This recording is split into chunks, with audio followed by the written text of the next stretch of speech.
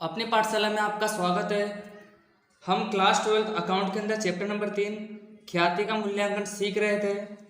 पिछले ख्याति के सभी वीडियो में हमने औसत लाभ, भारित औसत लाभ, अधिक लाभ और पूंजीकृत लाभ की पद्धति का अध्ययन करा था। ठीक है, आज हमारे लास्ट पद्धति का नाम है अधिक लाभ को पूंजीकृत, या तो आप उसको पूंजीकरण भी पढ़ सकते हैं। ठीक है, पूंजीकृत करने की पद्धति।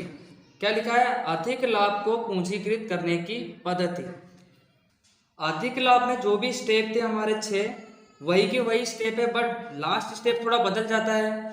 जो पूंजीकृत लाभ में लास्ट स्टेप होता था पूंजीकृत लाभ बटे अपेक्षित मुआवजा का दर प्रतिशत में, तो यहाँ पे ख्याति का सूत्र बदल जाता है। यहाँ पर हो जाएगा अधिक लाभ बटे अपेक्षित मुआवजा का दर प्रतिशत में। ठीक है, पहला स्टेप क्या है? अधिक लाभ को पूंजीकरण करने की पद्धति में पूंजी, जिसका सूत्र आपको पता है संपत्ति माइनस दायित्व। दूसरा, अपेक्षित मुआवजा का दर प्रतिशत में जो भी सवाल में दिया हो। ठीक है। तीसरा, अपेक्षित लाभ, जिसका सूत्र था पूंजी गुणा अपेक्षित मुआवजा का दर। जो अधिक लाभ में था वही स्टेप यहाँ पर भी है। ठीक है, जिससे आपको आसानी रहेगी पढ़ने में। चौथा स्टेप लाभ का होता है। जो भी लाभ आपको कहा गया हो, नहीं कहा जाता है तो हमको समझना पड़ता है लाभ को देखकर। ठीक है, औसत लाभ है तो औसत लाभ, भारित औसत लाभ हो तो भारित औसत लाभ। ठीक है, चौथा स्टेप हुआ हमारा लाभ का। पांचवा स्टेप अधिक लाभ, जिसका सूत्र था लाभ। यहाँ पर आप जो भी लाभ निकालोगे, औसत लाभ या भारित औसत लाभ, उसमें से आप क्या माइनस करोगे? अपेक्षित लाभ, जो यहाँ पर आपको मिल जाएगा यहाँ से। तो पांचवा स्टेप हमारा क्या हुआ? अधिक लाभ बराबर लाभ माइनस अपेक्षित लाभ। और लास्ट स्टेप हमारा ख्याति का है, जो थोड़ा बदल जाता है अधिक लाभ की पद्धति से। ठीक है, तो अधिक लाभ बट्टे क्या आ जाएगा? अपेक्षित मुआवजा का दर प्रतिशत में। ठीक है, ख्याति का सूत्र क्या बना? अधिक लाभ बटे अपेक्षित मुआवजा का दर प्रतिशत में। तो मैं उम्मीद करता हूँ आपको ये समझ में आया होगा, क्योंकि हमने अधिक लाभ की पद्धति पहले भी पढ़ ली है, जिससे आपको इसके स्टेप याद होंगे। बस आपको लास्ट वाला स्टेप याद करना है, जो क्या है? ख्याति बराबर अधिक लाभ बटे अपेक्षित मुआवजा का दर प्रतिशत में। बस यही एक नया पॉइंट है, बाकी पूरा कौन सी पद्धति है? अधिक लाभ की पद्धति। ठीक है, तो चलिए हम इसका एक सवाल देख लेते हैं, जिससे आपको ज़्यादा पता चले।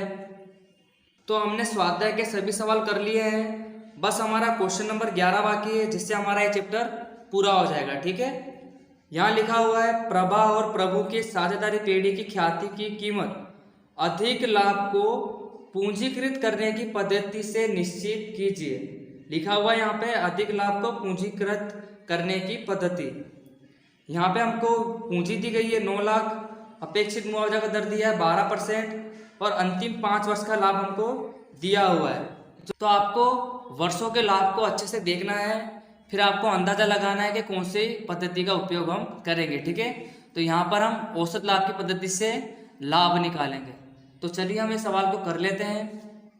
तो क्वेश्चन नंबर 11 मैंने यहाँ पे लिख लिया है। ठीक है, सबसे पहला स्टेप हमारा क्या है? पूंजी का। मैंने लिखा यहाँ पे पूंजी हमको डायरेक्ट सवाल में दी गई है, कितनी है? 9 लाख। तो मैंने यहाँ पे लिखा पूंजी 9 लाख। दूसरा स्टेप है हमारा अपेक्षित मुआवजा का दर।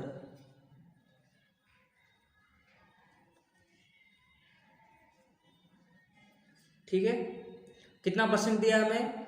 12% दिया है, तो 12% मैंने यहाँ पे लिखा। तीसरा स्टेप हमारा क्या है? अपेक्षित लाभ। जिसका सूत्र मैंने आपको बताया था पूंजी गुणा अपेक्षित मुआवजा का दर। पूंजी हमारे पास है 9 लाख, गुणा कितना करेंगे? 12%, तो यहाँ पर आएगा 1,08,000। तो चौथा स्टेप हमारा लाभ का है। अभी मैंने आपको बताया यदि लाभ बढ़ता और घटता हो तब कौन सी पद्धति का उपयोग करेंगे? औसत लाभ की पद्धति का। ठीक है, तो यहाँ मैं लिखूंगा औसत लाभ। इसका सूत्र क्या था? कुल लाभ बटे कुल वर्ष। तो कुल लाभ के लिए हमें 5 वर्ष का लाभ यहाँ पे लिखना पड़ेगा।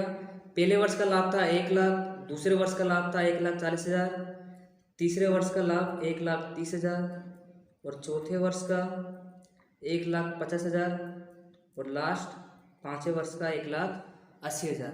ठीक है, टोटल कर लेंगे हम इसका, तो यहाँ पर आएगा 7 लाख। हमारा कुल लाभ कितना आया? 7 लाख। इस सूत्र के अंदर हम रख देंगे, तो 7 लाख बटे कुल वर्ष कितने हमारे? 5 वर्ष, तो 5 से हम भाग दे देंगे, तो यहाँ पर आएगा 1,40,000। ठीक है, ये हमारा क्या आया? औसत लाभ। 5वां स्टेप हमारा कौन सा था? अधिक लाभ का, तो यहाँ मैं लिखूंगा अधिक लाभ, जिसका सूत्र था औसत लाभ माइनस अपेक्षित लाभ।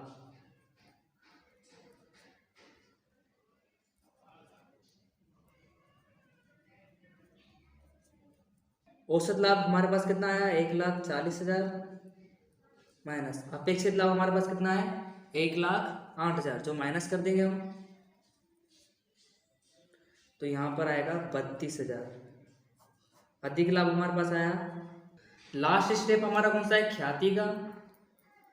ख्याति बराबर सूत्र आपको मैंने अभी बताया, जो हमने अधिक लाभ निकाला, अधिक लाभ बटे में क्या कर देंगे? अपेक्षित मुआवजा का दर।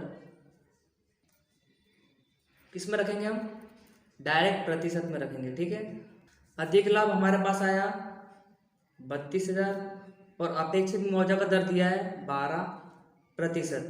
ठीक है, आप डायरेक्ट 12% करोगे तो भी आंसर सही आएगा।